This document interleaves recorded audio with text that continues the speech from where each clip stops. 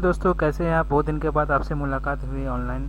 ठीक है, आज मैं एक दूसरा पार्ट 2 वीडियो में लेकर आया हूँ। ऑलरेडी मैंने ग्रुप डी का पहला शिफ्ट का जो क्वेश्चन था, मैथ और रीजनिंग का दोनों मैंने करवा दिया है। ठीक है, ये मेरा मतलब जो पहला शिफ्ट मैथ और रीजनिंग का, ये मेरा पहला शिफ्ट का मतलब पहला दिन का सेकंड शिफ्ट का मैथ का क्वेश्चन करवा रहा हूँ, और इसके बाद रीजनिंग का क्वेश्चन आपको आ जाएगा। ठीक है, माना कि वीडियो बहुत गैप के बाद आ रहा है, क्या करूँ, यहाँ पे नेट का बहुत प्रॉब्लम होता है। फिर भी मुझे कभी भी टाइम मिलता है तो मैं ज़रूर से ज़रूर आपको रीजनिंग या मैथ जो भी क्वेश्चन है, आपको जो भी शिफ्ट वाइज आया, मैं ज़रूर से ज़रूर आपको करवाने की कोशिश करूँगा, आपको देने की कोशिश करूँगा। ठीक है, तो don't worry for that, just focus on your study. और जो करना है तो करना ही होगा, प्रैक्टिस करना ही होगा क्वेश्चन को। तो चलिए जल्दी से फटाक से ये हम वीडियो को निपटाते हैं, क्वेश्चन को निपटाते हैं। आप भी वीडियो को पोस्ट करके क्वेश्चन अपने से करने की कोशिश कीजिएगा, ताकि आपको प्रैक्टिस भी रहे, और क्वेश्चन जब अपने से बनता है ना, तब उसका जो कॉन्फिडेंट लेवल होता है वो अलग ही रहता है। तो ठीक है, पहले अपना से बनाइए। ठीक है, उसका अगर नहीं बनता है तो तब जाके आप सॉल्यूशन देख सकते हैं। तो चलिए क्वेश्चन स्टार्ट करते हैं। देखिए, पहला क्वेश्चन क्या था, ये मेरा क्वेश्चन पार्टनरशिप का क्वेश्चन है। क्वेश्चन में क्या कहा गया कि 3 व्यक्ति हैं जो कि ए और बी और सी हैं, जो कि क्रमशः 6 महीने, 12 महीने, 14 महीने की साझेदारी करते हैं। ठीक है, और इसके लाभों का अनुपात भी दिया गया 5:4:7। तो उनके संबंधित निवेशों का अनुपात दिया गया है। तो हम जब भी पार्टनरशिप में पढ़ते हैं, पार्टनरशिप में क्या पढ़ते हैं, तो कभी, हालांकि कभी ऐसा नहीं पूछता कि निवेश का अनुपात क्या, बहुत कभी कभी पूछता है, या फिर प्रॉफिट पूछता है, या कभी प्रॉफिट ही पूछता है। प्रॉफिट में ए और बी का शेयर क्या होता है वो पूछता है। हालांकि यहाँ पे निवेश का अनुपात दिया गया है, तो मैं पूछा गया तो मैं कर लेता हूँ। तो प्रॉफिट हमें क्या होता है, पार्टनरशिप में प्रॉफिट बराबर क्या होता है, प्रॉफिट बराबर मेरा क्या होता है, प्रॉफिट बराबर होता है इन्वेस्टमेंट में, आई से इसको करते हैं, इन्वेस्टमेंट गुना टाइम होता है। ठीक है, इन्वेस्टमेंट जो टाइम बराबर किसके होता है, प्रॉफिट के बराबर होता है। तो मुझे क्या पूछा गया है, निवेश पूछा है, यानी कि इन्वेस्टमेंट। तो इन्वेस्टमेंट बराबर क्या हो जाएगा, प्रॉफिट बटा टाइम हो सकता है ना, तो हो जाएगा, बस इसको बैठाना है।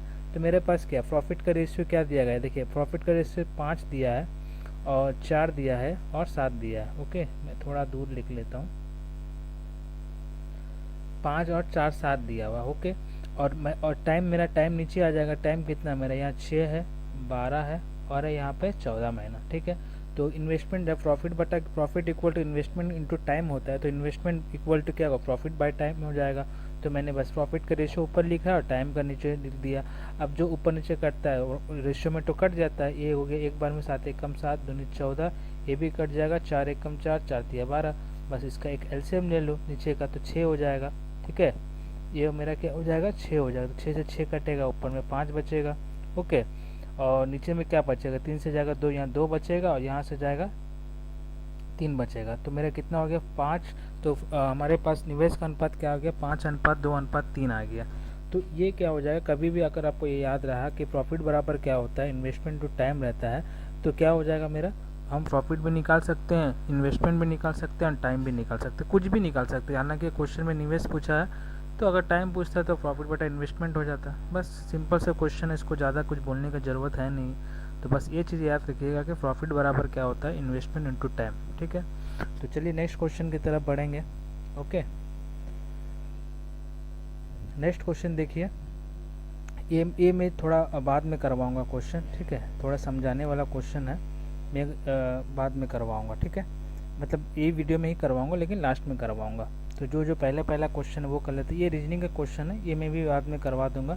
हालांकि आपसे हो जाता है तो कोई प्रॉब्लम नहीं है, कि कुछ भी नहीं है। देखिए यहाँ पर 35 है, 12 है, 29 है। तो 35 और 29 का अगर हम लोग डिफरेंस निकालें, कितना हो जाएगा, ये हो जाएगा 6 का डिफरेंस हो जाएगा। तो 6 को इंटू 2 करेंगे, तो 6 का डबल करेंगे, तो बीच का रेशियो मेरा, मतलब वो बीच का संख्या जो है 12 के बराबर हो जाएगा। और यहाँ भी देखते हैं 23 और 31 का कितना का फ़र्क हो रहा है, 7 और 1 8 का फ़र्क हो रहा, उसके भी 2 गुना कर देंगे तो 16 हो जाएगा। बस इसमें कुछ करना नहीं है। हालांकि मैथ क्वेश्चन में रीजनिंग मैंने 1-2 ले लिया, फिर भी मैंने करवा दिया।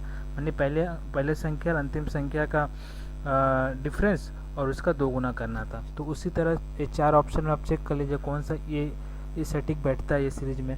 तो पहले देखिए 18 और इनका कितना हो जाएगा, इसका डिफरेंस कितना हो रहा है, 3 का हो रहा, और 3 का अगर डबल करेंगे 6 होना चाहिए था, ये तो 12 है, तो गलत हो गया। दूसरा ऑप्शन देखते हैं, 29 और 23 का डिफरेंट हो गया 4, और 4 का दुगना करेंगे तो 8। तो कहीं ना कहीं 2 नंबर ऑप्शन सटीक बैठ रहा है ये इस सीरीज में। ठीक है, बस नेक्स्ट क्वेश्चन करेंगे। नेक्स्ट क्वेश्चन में क्या है, एक टाइम एंड वर्क का क्वेश्चन है, बहुत ही फेमस क्वेश्चन है, महिलाएं और पुरुष वाला क्वेश्चन जो कि हर एक एग्जाम में आपको देखने को मिलता है। ठीक है, बस आपको क्वेश्चन को समझना है कि क्वेश्चन में क्या बोला गया है। रेशियो से मतलब है, अगर मुझे टाइम एंड वर्क में अगर आपको क्षमता मालूम हो जाएगा तो सब कुछ निकाल देंगे। देखिए 5 पुरुष है तो 5 पुरुष को मैं क्या लिख लेता हूँ, एम लिख लेता हूँ, यानी कि 5 मैन प्लस 6 महिलाएं को मैंने फीमेल लिख दिया। ये कितना करते हैं, कार्य को 6 दिन में करते हैं। ओके, इक्वल टू वही काम को क्या करते हैं, 3 पुरुष 3m हो जाएगा प्लस 5 महिलाएं मतलब फीमेल हो गया, एफ लिख दिए। यही वही काम को 9 दिन में करेंगे। ओके, बस इसको कर लो, ये हो गया 6। यहाँ से डायरेक्ट काट भी सकते हैं, फिर भी मैं डायरेक्ट कर रहा हूँ ताकि आपको समझ में आए। ये हो जाएगा 6 5 30m और ये हो जाएगा 6 6 36 फीमेल। ओके, और ये हो जाएगा 9 3 27m और ये हो जाएगा 5 9 45 फीमेल के बराबर। बस इसको अब 30 मेल यहाँ है, 27 मेल घटा दो तो कितना हो जाएगा, यही मेरा 3 मेल हो जाएगा। और ये 36 है और 35 है तो 4 और 5 9 फीमेल के बराबर हो जाएगा। सॉरी, माफ़ कीजिएगा। तो 3 मेल क्या है, 9 फीमेल के बराबर है। अगर कोई भी संख्या इस तरह से रहे तो क्या होगा, इनका कोएफिशिएंट क्या है, उलट जाता है। मतलब m 9 के बराबर हो जाएगा और f 3 के बराबर होने। कहने का मतलब है मैन का जो क्षमता है कार्य करने का वो आपका 9 हो जाएगा और फीमेल का जो महिला है उसका कार्य क्षमता हो जाएगा 3 हो जाएगा। बस अब आपको क्वेश्चन में क्या पूछा गया कि 3 पुरुष और 2 महिलाएं उस कार्य को कितने दिन में करेंगे, तो मुझे टोटल कार्य निकालना पड़ेगा। तो पहले स्टेटमेंट में क्या दिया गया, पहले स्टेटमेंट में दिया गया कि 5 पुरुष, तो 5 पुरुष में यहाँ लिख देता हूँ, पुरुष जहाँ जहाँ पुरुष का क्षमता में मुझे बैठाना है। इजी तरीका था कि कन्फ्यूज ना, जहाँ पुरुष है तो पुरुष का क्षमता कितना, एक पुरुष का 9 है तो 5 पुरुष का तो 5 × 9 कर देंगे और का जगह प्लस कर देंगे। उस तरफ के 6 महिलाएँ हैं और 6 महिला, एक महिलाएं का आपका जो है क्षमता काम करने का 3 है तो 6 महिलाएं का 3 6 × 3 हो जाएगा। ठीक है, तो 6 महिलाएं कार्य को 6 दिन में करते हो 6, ये मेरा टोटल वर्क आ जाएगा। ठीक है, टोटल वर्क आ जाएगा। और मुझे क्या नहीं बोला गया, 3 पुरुष 2 महिलाएं, तो 3 पुरुष क्या है, एक पुरुष का क्षमता 9 है तो 3 पुरुष का 9 3 × 9 हो जाएगा प्लस 2 × महिलाएं, एक महिलाएं का 3 है तो 2 महिलाएं का 2 × 3 हो जाएगा। बस इसको सॉल्व कर लो। तो पहले क्या करेंगे, 5 9 45 हो गया और 6 3 18 हो गया। ओके, चलिए ये मेरा 5 9 45 हो गया और 6 3 18 हो गया, यानी कि 45 और 18 कितना हो गया, 45 और 18 हो गया मेरा 63। ओके, 63 × 6 कर देता हूँ मैं, इसको सॉल्व नहीं करूँ तो काटने में हमको प्रॉब्लम ना हो। ये हो गया 9 3 27 और ये हो गया 3 दूनी 6, तो 27 और 6 कितना हो गया, 27 और 6 मेरा हो गया 27 और 6 हो गया मेरा 33। ओके, अब इसको काट सकते हैं, 3 1 कम 3 3 से कट जाएगा, यहाँ पे 3 दूनी 6 3 1 कम 3 कट जाएगा, मतलब ये हो जा रहा है आपका 6 1 कम 6 6 दूनी 12 बटा 21। बस इसको सॉल्व कर लो तो कितना हो जाएगा, 11, ये हो जाएगा आपका 11 सहित 5 बटा 11 के बराबर, जैसे 11 × 11 121, 121 और 5 हो गया 126 बटा 11 हो जाएगा। तो इसका आंसर क्या आएगा, साफ साफ आंसर आपका 2 नंबर ऑप्शन में दिख रहा है। बस टाइम एंड रेशियो में क्या है कि क्षमता निकल जाए तो काम भी निकल जाएगा और टोटल काम जिसके साथ जो भी पूछा होगा वो हम निकाल सकते हैं इजीली आंसर। तो चलिए क्वेश्चन आपको, आप ये डायरेक्ट भी काट सकते थे, हालांकि मुझे समझाना था, जो नए स्टूडेंट भी होंगे तो उसके लिए भी सुविधा होगा समझने के लिए। ठीक है, नेक्स्ट क्वेश्चन की तरफ बढ़ेंगे। नेक्स्ट क्वेश्चन देखिए, नेक्स्ट क्वेश्चन तो इजी है, बस उसको आपका साइन चेंज करना है। जैसे कि ये मेरा क्या है, 16 है, 4 है, 8 दिया गया है, 3 दिया गया है और ये 2 दिया गया है। हालांकि एक मैथमेटिकल ऑपरेशन वाला क्वेश्चन है, तो ये क्या बोला कि अच्छा से देखना पड़ेगा, प्लस का अर्थ भाग दिया हुआ, तो ये क्या प्लस है तो इसको मैं भागा दे देता हूँ। ठीक है, और माइनस का अर्थ क्या दिया, माइनस का अर्थ गुना, तो मैंने गुना दे दिया।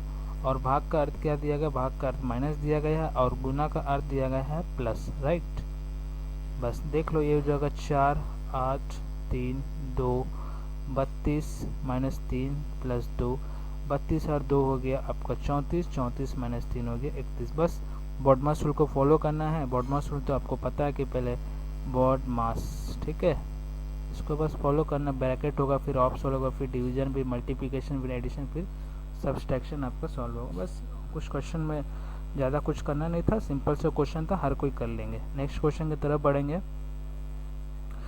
नेक्स्ट क्वेश्चन में क्या गया है कि ये हमारा एज वाला क्वेश्चन है। एज वाला क्वेश्चन तो आपको पहले भी मैंने 3-4 क्वेश्चन करवाए हैं। बस इसको ये करना है कि एज वाले क्वेश्चन में आज मेरा सॉरी, आज अगर आपका और मेरा वर्तमान एज में अगर 5 साल का डिफरेंस है तो 5 साल के बाद भी उतने साल का डिफरेंस हो, डिफरेंस कभी कम नहीं होगा, बस ये देखना।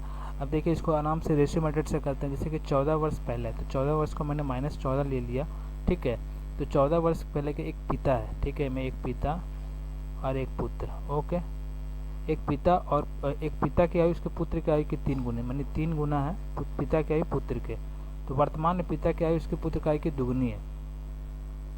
तो वर्तमान में क्या है, एक सेकंड तो इरेज करता हूँ, मैं सीधा ही लिख लेता हूँ। अरे यार क्या हो गया, एक सेकंड, चलो पहले वर्तमान में ले लेता। वर्तमान में क्या है, पिता की आयु जो है, ताकि मुझे सुविधा हो जल्दी करने, पिता है और ये हमारा पुत्र है, ओके। पिता और पुत्र की आयु, पिता की आयु जो है पुत्र की आयु की दुगनी है, ओके, दुगनी हो गया, आयु की दुगनी। अब बोला 14 वर्ष पहले, अब मैं 14 वर्ष लेता हूँ, -14 वर्ष पहले क्या है, उस पिता की आयु उसके पुत्र की आयु के 3 गुनी, मतलब 3 गुनी हो गया।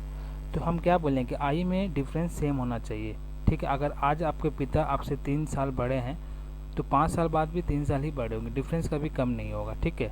तो मैं डिफरेंस को इक्वल कर लेता हूँ। देखिए यहाँ पे 2 में से एक जगह मैं एक यहाँ कर लेता हूँ, 3 में से एक जगह 2, ताकि मेरा डिफरेंस हो जाए।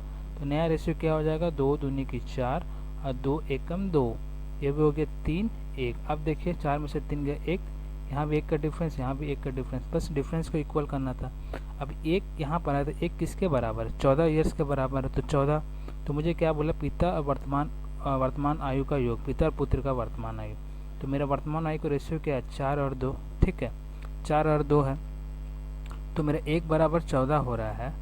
तो मुझे क्या बोला गया है, वर्तमान आयु का योग पूछा है, तो मैं रेशियो को जोड़ दूंगा। वर्तमान आयु का योग जो है, रेशियो तो वही बोलता है कि योग पूछा तो रेशियो को जोड़ दीजिए। तो 4 और 2 6 हो जाएगा।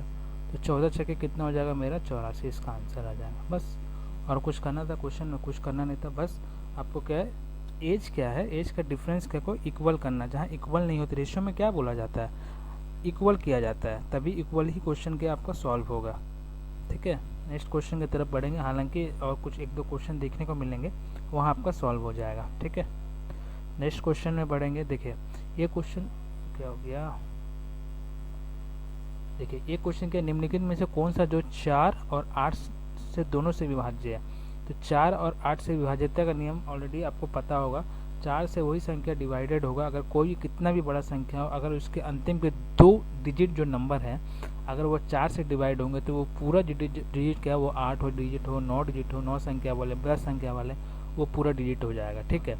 तो यहाँ पर और 8 का नियम बोलता है कि देखिए 4 से नियम तो कोई भी संख्या का कोई भी डिजिट का या कोई भी नंबर दिया गया हो, वो नंबर का लास्ट 2 डिजिट देखना पड़ता है जो 4 से डिवाइड होता है। और 8 क्या होता है, वो संख्या का लास्ट 3 डिजिट दिखाया जाता है। तो मैं देख लेता हूँ कि 4 से डिवाइड क्या ये संख्या होगा। देखिए 4 से संख्या तो डिवाइड नहीं होगी, कि इसका लास्ट जो 42 है, कि 42 4 से डिवाइड होगा, तो ये मेरा ऑप्शन कट गया। दूसरा देखते हैं, ये भी मेरा ऑप्शन कट गया 4 से। अब तीसरा देखते हैं, तीसरा कहते हैं 4 से क्या डिवाइड होगा, क्या ये वाला 82 डिवाइड होगा, 82 डिवाइड नहीं, कट गया। और अब ये देखिए ये मेरा 4 से भी डिवाइड हो रहा है, अंतिम 2 4 है, यानी कि 24 भी 4 छक्के 24 हो रहा है, और 8 से अंतिम का 3 अच्छा 8 से 24 भी कट जा रहा है। तो ये क्या मेरा ऑप्शन नंबर 3 क्या हो जाएगा, 100% राइट हो जाएगा। 4 से 8 दोनों से विभाज्य हो जाएगा। बस सिंपल सा क्वेश्चन है छांटने का, अगर आपको विभाज्यता का रूल अगर आपको मालूम होगा, ठीक है। नेक्स्ट क्वेश्चन बढ़ूंगा। नेक्स्ट क्वेश्चन देखिए, ये मेरा क्वाड्रेटिक इक्वेशन से, बस इसका कुछ करना नहीं है। क्वेश्चन में क्या बोला गया कि इसके जो भी रूट्स है उसका नेचर क्या है वह बोला गया है। देखिए कभी भी ऐसा आएगा तो मुझे तीन रूट्स, इस तीन नेचर निकालने को देखने को मिलता है। वो क्या क्या मैं वहाँ लिख लेता हूँ, आप इसको नोट कर लीजिए। देखिए कभी वैसे क्वाड्रेटिक इक्वेशन पूछा, मूल की प्रकृति पूछे, नेचर ऑफ रूट्स पूछे, तो क्या होता है, मान लीजिए मुझे डी का जो वैल्यू है, ठीक है, डी का वैल्यू है वो मेरा 0 के बराबर आता है, ठीक है। डी का वैल्यू अगर 0 के बराबर होता है तो क्या बोलता है, जो भी मूल होते हैं वो क्या हो जाएगा, आपका वास्तविक और समान हो जाएगा, ठीक है। अगर डी का वैल्यू 0 से बड़ा आ जाए तो मेरा रूट का वैल्यू क्या हो जाएगा, रूट का नेचर क्या हो जाएगा, वो मेरा वास्तविक तो रहेगा लेकिन असमान हो जाएगा, ओके। तीसरा रूल क्या बोलता है, अगर डी का वैल्यू 0 से छोटा रहेगा तो वो मेरा उस टाइम में क्या हो जाएगा, जो रूट का जो नेचर होगा वो मेरा क्या हो जाएगा, काल्पनिक हो जाएगा, मतलब नेगेटिव में आ जाएगा, तो 3 रूल आपने पढ़ा क्वाड्रेटिक इक्वेशन में क्या होता है, मूल की प्रकृति क्या पूछा जाता है। अगर डी का वैल्यू 0 आता है तो वो मेरा रूट का जो नेचर होता है वास्तविक एंड समान होता है, मतलब रियल और इक्वल होंगे, ठीक है। और दूसरा, अगर डी का मान 0 से बड़ा होगा तो रियल तो होंगे लेकिन अनइक्वल होंगे, और डी का मान अगर 0 से छोटा है तो वो क्या हो जाएगा, काल्पनिक यानी कि इमेजिनरी हो जाएंगे। तो चलिए मैं क्वेश्चन को सॉल्व करूँगा। क्या हो जाएगा, 3x² है ये मेरा, और प्लस 6x है, और माइनस का 5 दिया गया। ओके, अब बस उसको लगा दो, d बराबर क्या हो जाता है मेरा, b² माइनस का 4ac हो जाएगा। बस इसको ये फॉर्मूला में आपको बैठा देना है कि इससे क्या मेरा नेचर ऑफ रूट्स मालूम चल जाएगा। b मेरा यहाँ पर क्या है, ये मेरा a है, इसका साथ कोफिशिएंट लगा हुआ a, ये मेरा b है और ये मेरा c है। तो b मेरा क्या है, 6 है, तो 6 का स्क्वायर क्या हो जाएगा, 36, माइनस का 4 इंटू a क्या है मेरा 3, और c क्या है, देखिए c जब भी कोई संख्या में माइनस तो उसको इंक्लूडिंग करना पड़ेगा, माइनस का 5 माफ कीजिएगा, ये मेरा 36 है और ये माइनस से माइनस प्लस हो जाएगा, इंटू में क्या होता है माइनस जुड़ जाते हैं, 4 तिया 12 25 60 हो जाएगा। तो ये मेरा कितना आ जा रहा है, 6 3 96 आ जा रहा है। मतलब डी का जो वैल्यू है, डी का जो वैल्यू है 0 से बड़ा आ रहा है। देखो डी का वैल्यू क्या 0 से बड़ा आ रहा है ना, तो 0 से बड़ा तो क्या हो जाएगा मेरा, मैंने बोला यहाँ पर रूल्स दिया गया है कि अगर ये इक्वल टू 0 आता तो प्रॉब्लम नहीं होता, लेकिन ये 0 से बड़ा आया है तो इसका मतलब क्या होगा, वास्तविक और असमान हो जाएगा। क्या हो जाएगा, वास्तविक ना, पूरा अगर कट जाएंगे तो 0 के बराबर हो जाएगा, है कि नहीं। तो ये तो 96 है जो कि 0 से बड़ा, तो ये क्या हो जाएगा, मेरा मूल क्या होगा, वास्तविक और असमान हो जाएगा। अगर 0 से छोटा होता तो इमेजिनरी, और 0 का इक्वल होता तो वास्तविक और समान हो जाते। बस इतना बेसिक डिटेल मैंने आपको दिया। आशा करता हूँ ये क्वेश्चन आपको समझ में आया होगा। नेक्स्ट क्वेश्चन की तरफ बढ़ेंगे। नेक्स्ट क्वेश्चन देखिए, ये क्या मेरा, आंकड़ों का माध्यिका ज्ञात कीजिए। बस माध्यिका ज्ञात करने के लिए क्या होगा, जो भी नंबर दिए गए हैं मुझे क्या है, इसको छोटा से बड़े के क्रम में सजाना है, और जो मेरा बीच की जो संख्या वही माध्यिका कहलाएगी। तो मैं यहाँ देख रहा हूँ, पहले क्या है मेरा, सबसे छोटी संख्या यहाँ पर क्या 11 है, चलो मैं 11 लिख लेता हूँ। उसके बाद के 11 को मैं काट लिया, 11 के बाद क्या है मेरा, चेक कर लीजिए कहीं छूटना नहीं चाहिए, ये मेरा 15 है, ओके 15 कट गया। उसके बाद क्या 16 है, 16 मैंने लिख दिया। 16 के बाद 17 है, 17 मैंने लिख दिया। 17 के बाद 18 है, 18 मैंने लिख दिया। 18 के बाद और कुछ बचा है क्या, 18 के बाद यह 22 है, 22 चलो लिख दिए। 22 के बाद क्या है, 33 है, ओके 33 के बाद क्या है मेरा 51 है। 51 के बाद का 51 भी काटो, 33 भी काटा के मुझे कुछ सीरीज हमको कहीं छूटे नहीं, बस 51 हो गया। 51 के बाद मेरे पास क्या बचा 71, और लास्ट संख्या 75। तो चलो देख लो सब संख्या कितना, 1 2 3 है, 4 5 6 7 8 10 संख्या यहाँ देखो, 1 2 3 4 5 6 7 8 9 10। चलो कोई संख्या छूटा नहीं है, बस मैंने क्या किया, छोटे से बड़े के क्रम में सजा दिया। अब मुझे क्वेश्चन में क्या बोला गया है कि जो माध्यमिक जो भी संख्या जो बीच में होगी वही इसका आंसर हो जाएगा माध्यिका।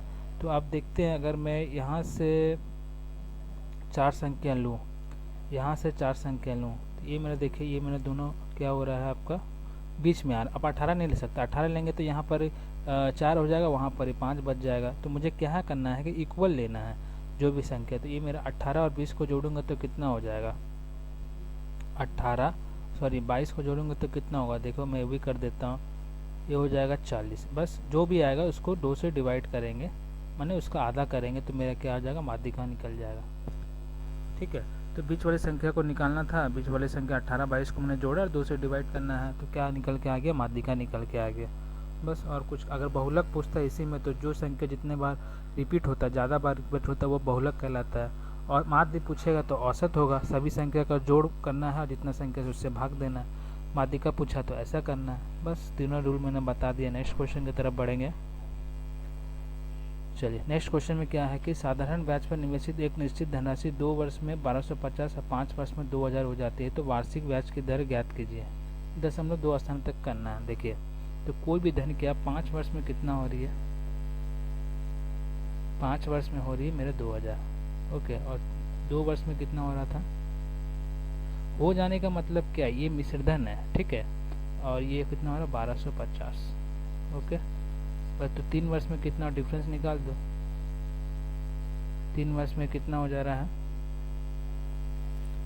ये मेरा 2000 है और ये मेरा 1250 है, तो कितना हो जाएगा, ये मेरा हो जाएगा 750, राइट। जब तीन तीन वर्ष में 750 हो रहा था, एक वर्ष में कितना होगा, डायरेक्ट कहा तो 250 रुपया होगा, है कि नहीं। ये 250 रुपये क्या है, ये ब्याज में, और ये मेरा क्या है, ये मेरा क्या है, ये जो हो जाता है मतलब कि ये मिश्र धन है। तो अगर 1250 में मैं 250 ब्याज घटा दूं, क्या मूलधन मेरे पास आ जाएगा, 1000 रुपये मेरा क्या हो जाएगा, ये हो जाएगा मूलधन। बस अब मुझे क्या बोला गया है, ब्याज की दर ज्ञात करने के लिए। दर बराबर क्या होता है, सिंपल इंटरेस्ट में जो भी है, ये मूल्य होता है रेट SI गुना 100 प्रिंसिपल गुना टाइम होता है, ठीक है। तो मेरा SI कितना आया था, SI देख लो मेरा 250, सॉरी मैंने कहीं कुछ गलत तो नहीं किया, कुछ गलत किया है, चलो नेक्स्ट करते हैं, इसको मैं इरेज करता हूँ, मैंने 2 वर्ष देखा नहीं।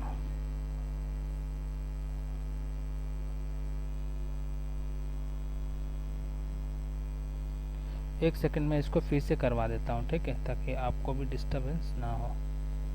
चलो मैं फिर से करवा देता हूँ क्वेश्चन, मेरे वहाँ देखा नहीं, चलो फिर से करवाते हैं। देखो कोई अमाउंट है जो कि 5 वर्ष में कितना हो रहा है, 2000, ओके। उसी तरह 2 वर्ष में कितना हो रहा है, 1250, ओके। 1250 हो रहा था, 3 वर्ष में कितना हो जाएगा, बस डिफरेंस निकाल दो, 750। तो एक वर्ष कितना हो जाएगा, एक वर्ष का हो जाएगा मेरा 250 रुपया, ये मेरा एक वर्ष का निकला। लेकिन ये क्या बोला गया पहले स्टेटमेंट में, 2 वर्ष में 1250 रुपया हो जाती है, मतलब ये मेरा मिश्र धन है 2 वर्ष में। एक वर्ष का मेरा अगर साधारण ब्याज जो है 250 है, तो 2 वर्ष में कितना हो जाएगा, 2 से गुना करेंगे तो कितना हो जाएगा, ये मेरा 500 हो जाएगा। अब ये हो जाने का मतलब क्या, ये मेरा मूलधन है, तो मूलधन 1250 है, 1250 में 2 वर्ष का अगर मैं ब्याज घटा देता हूँ, मैंने वो टाइम में क्या किया, 1 वर्ष का ले लिया था, ये कितना हो जाएगा 0.5 1205 साल के 750, ठीक है। 2 वर्ष में कितना हो जाएगा 750 हो जाएगा। अब मुझे क्या बोला है कि रेट निकालने बोला है, तो सिंपल इंटरेस्ट का रेट निकालने का फॉर्मूला, रेट बराबर हो जाता है SI गुना 100 बटा क्या होता है, प्रिंसिपल इंटू टाइम होता है, ओके। तो SI मेरा कितने आया यहाँ पर 2 वर्ष का, ये जो आया है 500, ठीक है। SI गुना 100, प्रिंसिपल कितना आया मेरा देख लो, प्रिंसिपल आया मेरा 750 इंटू टाइम कितने का, 2 वर्ष का, ठीक है। बस इसको काटो, 0 से 0 कट गया, 2 से जाएगा 5 बार में कटेगा, 5 से जाएगा 15 बार में कटेगा, और कटो 5 थी यही 15 कटेगा, ये हो जाएगा 100, ठीक है। तो मेरा ये कितना हो जाएगा 100/3 हो जाएगा। तो रेट मेरा कितना होगा, इसको काटेंगे तो कहीं ना कहीं 33 सहित 33 बटा मतलब 33.33% हो जाएगा यहाँ से, ठीक है। तो कैसे किया मैंने देखा ना, तो 2 वर्ष पूछा है, तो मैंने क्या किया ना, पिछले में 1 वर्ष का ब्याज ले लिया, तो इसलिए वो आंसर नहीं आता। 2 वर्ष का कितना वर्ष का पूछा है वो देखेंगे, ठीक है। सेकंड से भी आप ले सकते हैं, 5 वर्ष के हिसाब से भी ले सकते हैं। अगर 3 वर्ष में 700, 1 वर्ष में 250 हो रहा है, तो 5 वर्ष का लेंगे, और जो भी अमाउंट होगा 2000 से घटाएंगे तो वो मूलधन हो जाएगा। मुझे उतना दूर जाने का क्या ज़रूरत है, पहले स्टेटमेंट से क्वेश्चन कर दिया, बस क्वेश्चन को इस तरह से आपको सॉल्व करना है। हालांकि ये क्वेश्चन आपको समझ में आएगा, पिछले बार के थोड़ा गलत हो गया था, उसको आप समझ सकते हैं, ठीक है। नेक्स्ट का क्वेश्चन देखेंगे। नेक्स्ट क्वेश्चन देखिए, जब तिर्यक रेखा 3 समांतर रेखाएं को प्रतिष्ठित करती है, जब 2 तिर्यक रेखा, मान लीजिए ये मेरा एक समांतर रेखा है, 3 समांतर रेखा बोला है ना, तो 3 समांतर रेखा है। अब इसको बोले 2 तिर्यक रेखा है, इसको काटे, दो तिर्यक रेखा इसको प्रतिष्ठित करती है।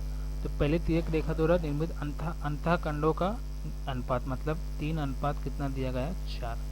तो कभी भी आप कितने भी तिर्यक समांतर रेखा ले लीजिए, आप कितने भी तिर्यक रेखा इसको काटेंगे, अगर इसके जगह मान लीजिए आपके पास 5 या 10 भी अगर समांतर रेखा होती है, उसको अगर 2 तिर्यक रेखा, 4 तिर्यक रेखा, जितना भी इसको काटे, तो क्या जो अंतःखंड का अनुपात समान होता है। मतलब कहने का मतलब है, अगर ये हमारा अंतःखंड का अनुपात जो है 3:4 है, तो इसका क्या बोलते, दूसरी तिर्यक रेखा का भी क्या हो जाएगा 3:4 हो जाएगा।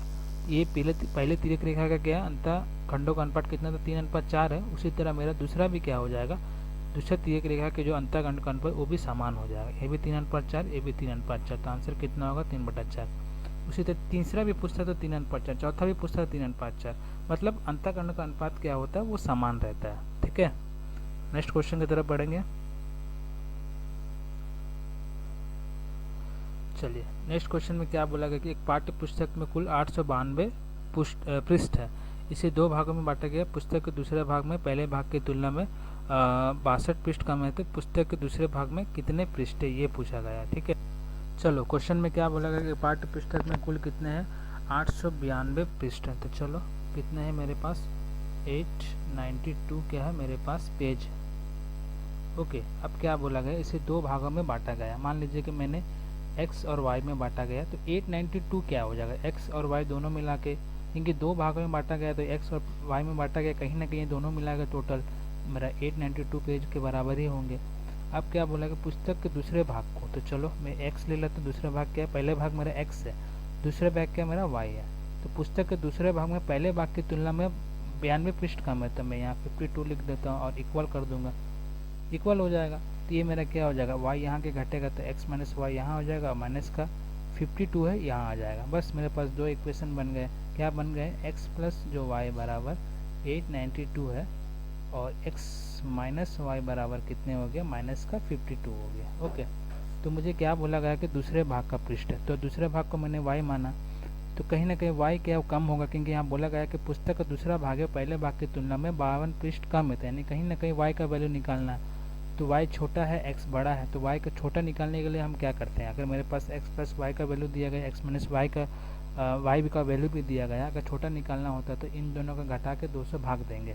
तो इसको घटा लो, ये में से गया 2 में से 2 गया, 2 में से 2 0, 9 में से 4 गया, ये हो गया 840 हो गया। बस इसको क्या है, जो भी आएगा उसको 2 से डिवाइड करेंगे तो कितना हो जाएगा, 420। अगर बोले कि बड़ा का यानी कि x का, ये हो गया y बराबर। ठीक है, अगर बड़े का बोलता तो क्या हो जाता है, x बराबर, दोनों को जोड़ देते हैं, 2 और 2 4, 9 5 14 4 1 और 8 और 1 9, बस 2 से इसको डिवाइड करेंगे तो कितना हो जाएगा, 2 से अगर इसको डिवाइड करेंगे तो ये हो जाएगा 472। अब कहीं ना कहीं 472 और प्लस 420 को जोड़ेंगे तो कितना हो जाएगा, 892 का बराबर हो जाएगा। छोटा निकालना है जोड़ के आधा, बड़ा निकालना है तो जोड़ के, छोटा निकालना है तो घटा के आधा, बड़ा निकालना है तो जोड़ के आधा। ठीक है, आशा करते हैं क्वेश्चन समझ में आया होगा, ज़्यादा कुछ माथा पचद्दी करने का कुछ नहीं है इसमें। चलो नेक्स्ट क्वेश्चन करेंगे। नेक्स्ट क्वेश्चन में देखिए, साइन 22 डिग्री है प्लस साइन स्क्वायर 22 डिग्री है, साइन स्क्वायर 68 डिग्री है, cos square 33 degree plus cos, इसका अनुपात कितना हो जाएगा।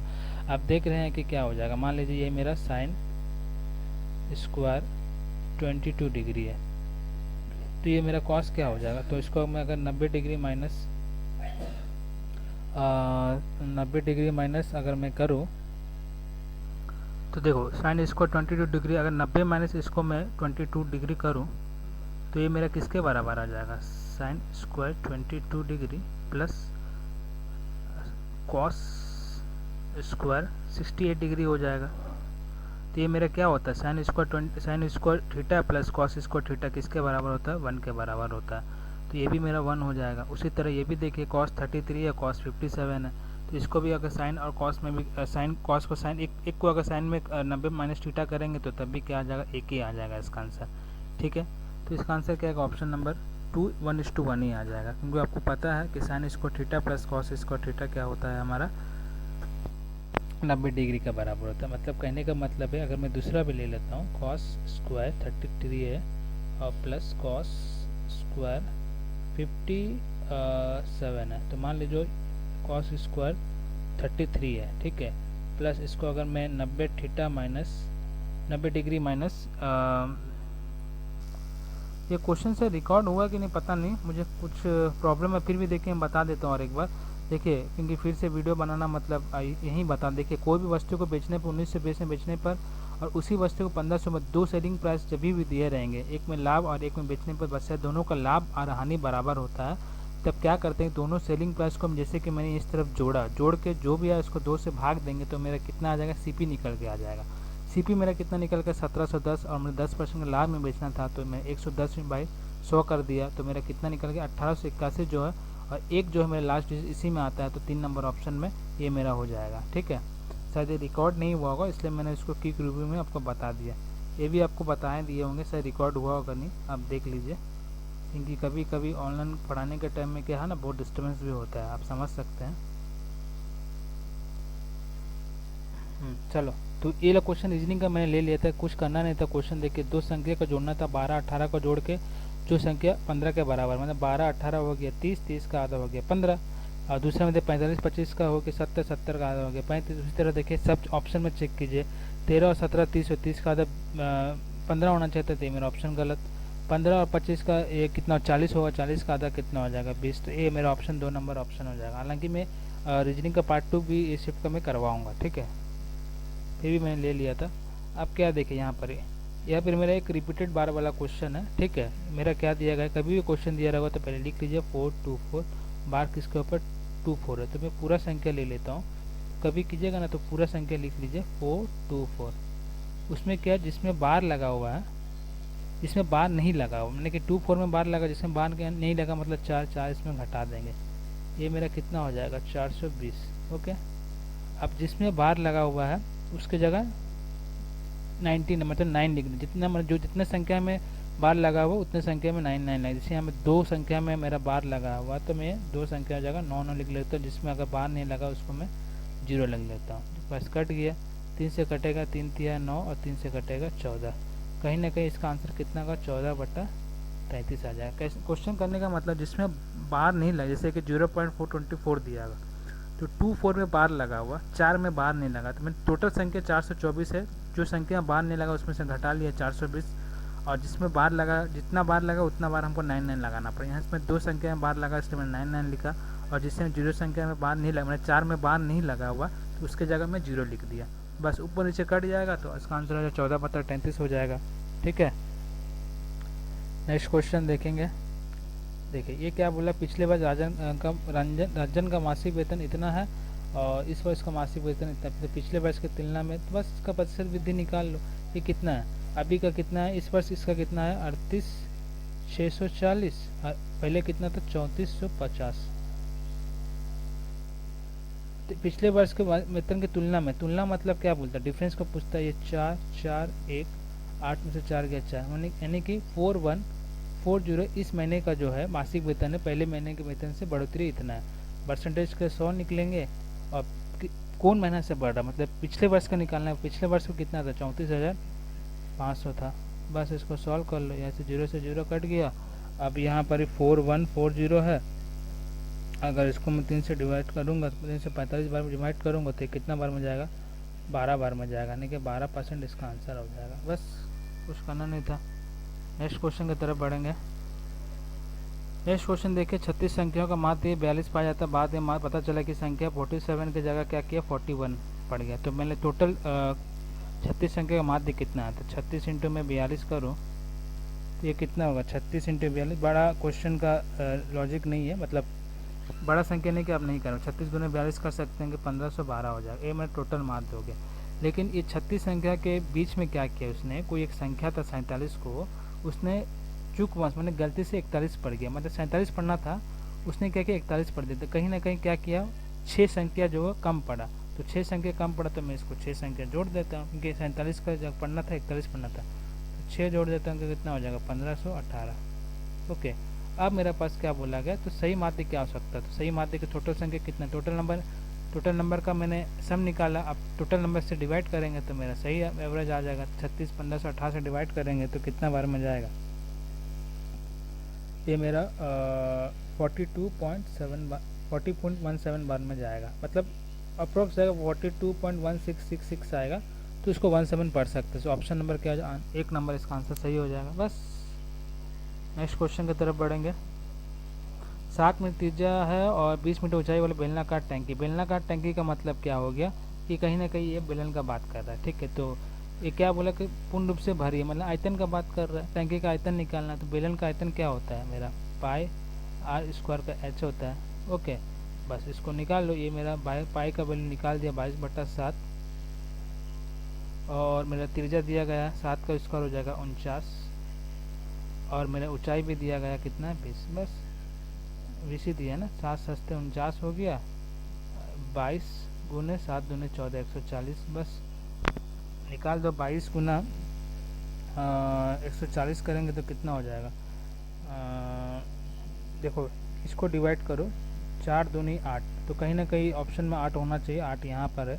इसका ऑप्शन क्या है? चौथा नंबर ऑप्शन इसका सही हो जाएगा, यानी कि 3080 मीटर क्यूब हो जाएगा, क्योंकि आयतन क्या है?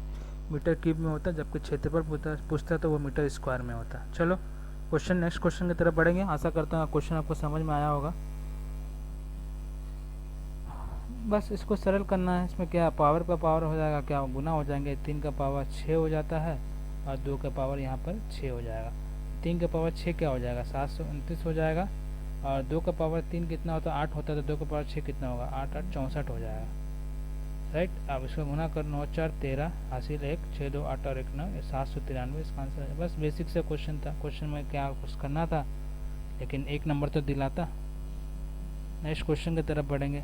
आप देखिए, ये मेरे भी एक ऑडिटिव क्वेश्चन है। इसका क्या, मूल्यों का गुणनफल पूछा। पहले वाले क्वेश्चन में, पिछले वाले जो क्वेश्चन कर रहा है उसमें मूल्यों का नेचर पूछा है, इससे मूल्यों का गुणन पूछा है। इसके जगह मूल्यों का योगफल भी पूछता था। कभी भी क्वाड्रेटिक इक्वेशन में क्या होता है, अगर योगफल पूछे, ए मेरा होता है -b/a, गुणनफल पूछे c/a होगा। ए मेरा ए है, ए बी है और सी है, कोफिशिएंट का बात कर रहा हूँ, ठीक है। मुझे क्या पूछा? गुणनफल पूछा, तो सी मेरा क्या यहाँ पर 6 है और ए क्या है मेरे पास यहाँ 3 है, डिवाइड कर दो, 2 हो गया। अगर मुझे योगफल पूछता तो क्या हो जाता? -b है या -13, तो प्लस में हो जाएगा, 13 हो जाएगा। और ए क्या हो जाता? 3, मतलब क्या हो? 13/3 इसका आंसर। कुछ भी पूछ सकता था, योगफल या गुणनफल जो भी पूछ सकता था, ठीक है। मैंने दोनों आपको तरीका बता दिया। नेक्स्ट क्वेश्चन की तरफ बढ़ेंगे। चलो ये क्या है? मेरे पास 48 है, 72 है और x है। इसका एलसीएम कितना दिया गया? मेरे पास 576 दिया गया। अब पूछा ये x का मान क्या हो सकता है। अब बहुत पेचीदा क्वेश्चन है, लेकिन ऐसे नहीं कि अब जल्दी करेंगे क्वेश्चन गलत हो जाएगा। तो देखिए, मैं ऑप्शन से बनाने का क्वेश्चन करूँगा। मान लो कि 48 है, 72 है, अगर पहले ऑप्शन में 96 लेता हूँ, ठीक है, तो 96 लेता हूँ, तो इसका एलसीएम क्या होगा बताओ? इसका जो एलसीएम क्या हो सकता है? 48, 72 और 96 का। तो अगर x का जगह मैं 96 पहले ऑप्शन लिया, लेकिन इसका एलसीएम 288 आएगा। आप चेक कर ले सकते हैं, 288 96 से भी कटेगा, 72 से कटे 48, तो 576 का तो बात ही नहीं उठता, ठीक है। तो पहला ऑप्शन तो मेरा कट गया। दूसरा ऑप्शन लूँगा तो 48, 72 और ये मेरा 288, इसका तो एलसीएम तो अभी देखें 288 ही होगा, क्योंकि 288 क्या है, 288 को भी काट लेगा, 72 से भी कट जाएगा, 48 कट जाएगा। अब देख रहे हैं क्वेश्चन की जल्दी करने के चक्कर में गलत कर जाएंगे। तीसरा ऑप्शन ले लेता हूँ, 48 है, ये 72 है और तो ये भी गलत हो गया, 192। तो 190, ये तीनों का अगर एलसीएम निकालेंगे ना, तो ये 576 के बराबर हो जाएगा। अगर मैं चौथा ऑप्शन में चेक कर लूँ, चौथा ऑप्शन क्या, 48, 72 और x का मान में 144 लेता, तो इनका तो एलसीएम तो 144 ही हो जाएगा। 576 तो बस एक ही ऑप्शन में है आपका 192। अगर x का मान रखते हैं तो वो क्या है, उसका एलसीएम हो जाएगा 576, ठीक है। नेक्स्ट क्वेश्चन की तरफ बढ़ेंगे। बस इसको करने का तरीका मालूम होना चाहिए, हड़बड़ी में ना गलत हो जाए। ये क्वेश्चन देखिए क्या दिया गया है, ये मेरे मल्टीप्लिकेशन दिया गया है, बस इसको कुछ करना नहीं, बस दशमलव के बाद संख्या देखिए। यह दशमलव के बाद 4 संख्या है, 4, ये दशमलव के बाद 1 है और 6। कहीं ना कहीं ये चारों ऑप्शन में क्या है, 6 अंक के बाद दशमलव हो सकता है। यहाँ देखिए, यहाँ 3 है, यहाँ 3 और 2 5, ये 5 और 9, तो मुझे 6 चाहिए था, गलत हो गया। यहाँ देखिए 2 अंक बाद है, 2 2 4 और 4 4 8, ये भी कट गया। जैसा देखिए यहाँ 3 है, यहाँ दशमलव नहीं है और यह 3 6। चलो 6 अंक के बाद मेरा क्या दशमलव होना चाहिए, यहाँ पर 3 है, यहाँ पर 3, तो ऑप्शन 3 इसका राइट हो जाएगा। बस क्योंकि सभी संख्या सामान्य दिख रहे हैं, सभी जगह वही संख्या है, बस दशमलव का खेल था। दशमलव का अगर मालूम होता कि 6 अंक के बाद हमको लगाना, तो 6 अंक इसी में दिख रहा, तो ऑप्शन नंबर 3 इसका आंसर है, ठीक है। नेक्स्ट क्वेश्चन देखिए, 3a है, -4b है, -2c का स्क्वायर। बस इसको कर लो। ये मेरा कहाँ, ये लगता है कोई एक फार्मूला में बैठा है, जो है कि a - b - c का होल स्क्वायर है। तो क्या होता है इसका फार्मूला क्या होता है, a square plus b square plus c square plus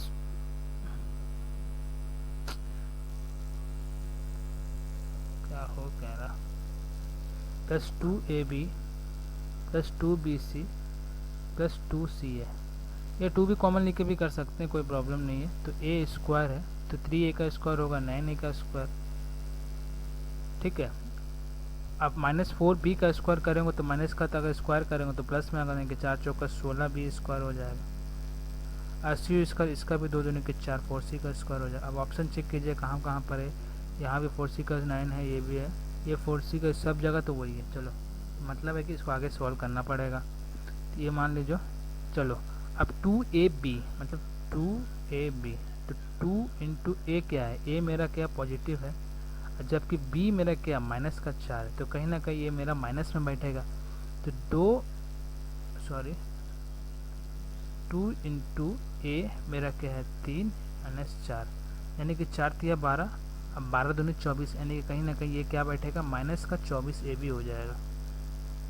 okay, अब क्या बोला 2bc, तो b मेरा क्या है 2bc, तो b भी मेरा देखो ये मेरा माइनस में है, ये भी मेरा c भी माइनस में है, तो कहीं ना कहीं प्लस में बैठेगा।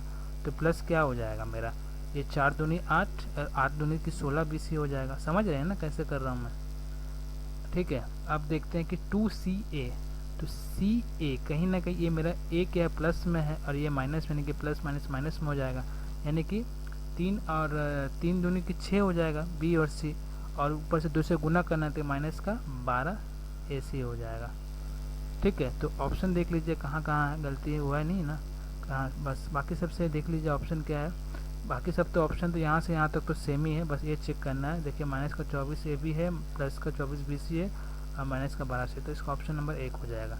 तो प्लस माइनस का आपको जानकारी रखना कि माइनस का देखिए ये तो सब जगह पॉजिटिव था। देखिए 3a जो दिया है ना, तो 3 कैसे हमेशा मेरे यहाँ पर क्या है 3 क्या है मेरा यहाँ पर 3 तो पॉजिटिव में, बाकी जो b और c का जो माइनस माइनस में, तो कहीं ना कहीं b और c को अगर गुना करेंगे तो प्लस में आ जाएगा, अगर a और b को गुना करेंगे तो माइनस में आ जाएगा, a और c को गुना करेंगे तो प्लस माइनस माइनस में आ जाएगा। बस इसको ही देखना था आपको, ठीक है।